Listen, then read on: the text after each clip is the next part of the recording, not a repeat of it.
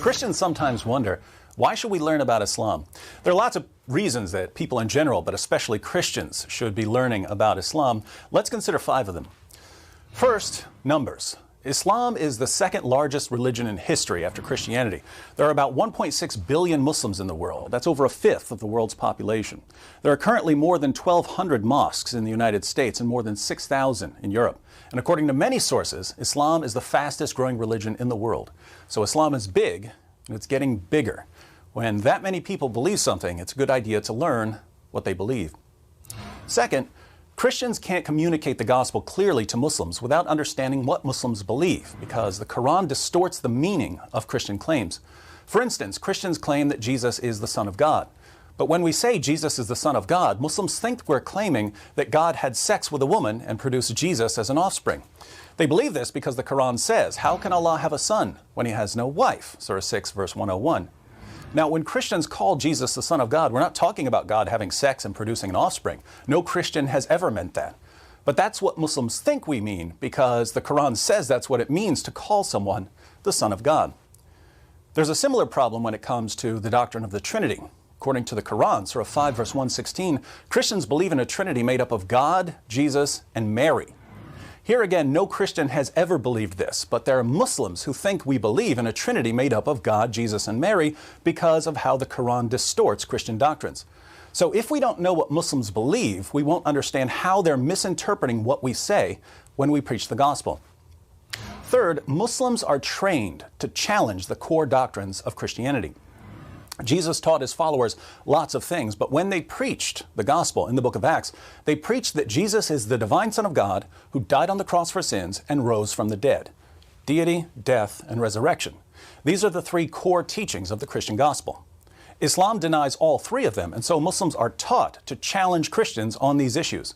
Muslims are taught to attack Christianity where it matters most. If Christians don't know about Islam, we won't know how Muslims are going to challenge our beliefs, and we won't know how to challenge their beliefs. Fourth, many Muslims are so confident that Islam is true, because they've been told all their lives that it's indisputably true, that they can't seriously consider any alternatives to Islam. My best friend in college was a Muslim. That's why I started studying Islam. We talked about Christianity for a couple of years, but he was so confident that Islam was true, he really wasn't taking Christianity seriously. It was only after we began looking at some of the problems with Muhammad and the Quran that he realized, maybe what I've been told about Islam all my life isn't true. Maybe I need to think through this more carefully. He's a Christian now. He's one of the speakers for Ravi Zacharias International Ministries. So giving Muslims some facts about Muhammad and the Quran is crucial, and we can't give them these facts unless we know what the facts are.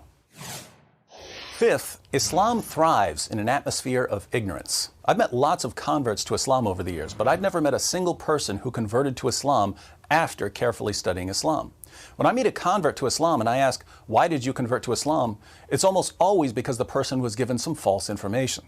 The reason so many people fall for this false information is that there's a general atmosphere of ignorance about Islam, which allows Muslim preachers to say pretty much whatever they want because no one's going to correct them. These preachers are then free to adapt their message to the values of their audience. In the West, we believe in women's rights. So the Muslim preacher says, you believe in women's rights? Muhammad was a champion of women's rights. He was probably the greatest defender of women who ever lived. People in the West usually have a high respect for science. So the Muslim preacher says, the Quran is filled with scientific claims that could only be verified centuries after Muhammad's death. Science proves that Islam is the truth. In an area where no one knows much about Islam, many people believe what they hear from these Muslim preachers and they convert to Islam.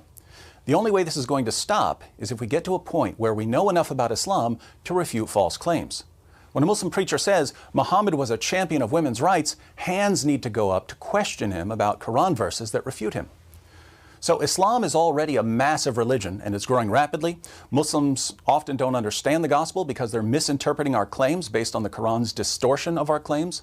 Muslims have been taught to criticize core Christian doctrines. Many Muslims can't take the gospel seriously until their own beliefs have been challenged, and people are converting to Islam based on false information.